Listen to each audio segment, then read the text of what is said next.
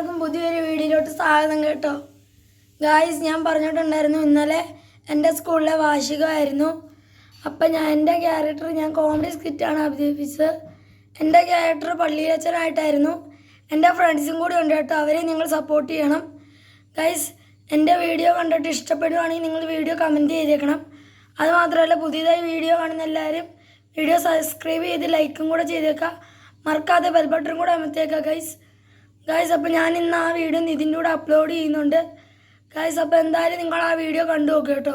അപ്പോൾ ബായ്.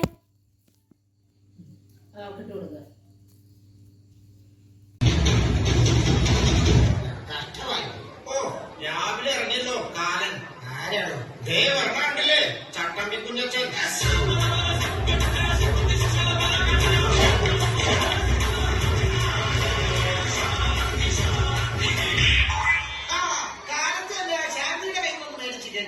അല്ല പിന്നെ ദേഷ്യം വന്ന അവളെ പിടിച്ചാ കിട്ടില്ല.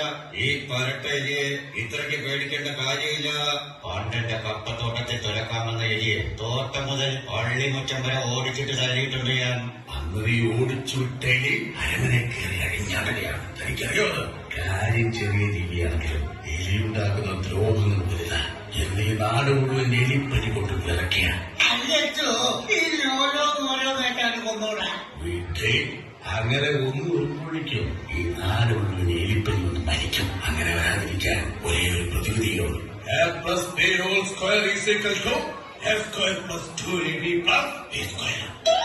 അച്ഛനിപ്പോ ഇവിടെ പറയുന്ന കാര്യമുണ്ട്.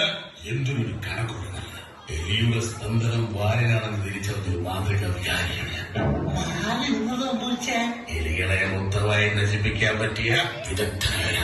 അതിന് പറ്റിയ ഒരുത്തനും ഈ ഭൂലോകത്തുണ്ടെന്ന് തോന്നുന്നില്ല.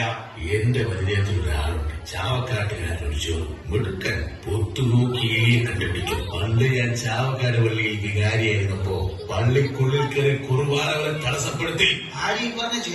അല്ല, എന്നിട്ടോ ആ എലികളെ ഒറ്റ എലിക്ക് നശിപ്പിച്ചവനാ ഈ ചെറു. എന്നാ പിന്നെ ഒന്നും നോക്കാനില്ല. ആ ചെറുവിന്റെ പറ്റിയല്ലേ നാരായണേട്ട, അത് വേണം. എന്നാ ഒരു ചായ എടുക്കാം. നാരായണേട്ട, അത് വേണ്ട. അല്ലച്ചോ, എലിയെ കൊല്ലാൻ പഞ്ചായത്തിൽ നിന്ന് ആളെ എന്തോ കൊടുക്കുന്നുണ്ടല്ലോ. ഉണ്ട്, എലിയെ കൊല്ലാൻ ഒരു വടി. ആ വടിയോടെ നിൽക്കട്ടെ. അപ്പോ നമ്മളെല്ലാവരും തീരുമാനിച്ചുറപ്പിച്ച പോലെ ചേറുവിനോട് വരാൻ പറഞ്ഞ് ഇന്ന് തന്നെ ഞാനൊരു കത്തെഴുതാം.